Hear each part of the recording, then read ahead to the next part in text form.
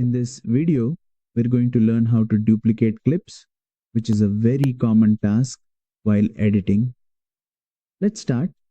First, make sure you have a clip placed on the timeline. Now select the clip you want to duplicate. The easiest way to duplicate a clip is by using copy and paste. With the clip selected, press Ctrl plus C on Windows or Command plus C on Mac to copy the clip.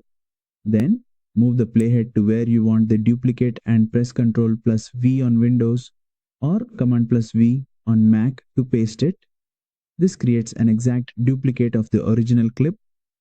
Another simple method is holding Alt key on Windows or Option key on Mac, then click and drag the clip to a new position on the timeline.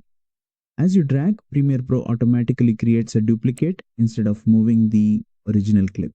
This method is very fast and useful when you want to duplicate clips multiple times. You can also duplicate clips onto different tracks, which is helpful when stacking clips for effects or layouts. Once duplicated, the new clip behaves like a normal clip. You can trim it, move it, apply effects, or adjust speed without affecting the original clip. And that's it. You now know how to duplicate clips quickly and safely in Adobe Premiere Pro.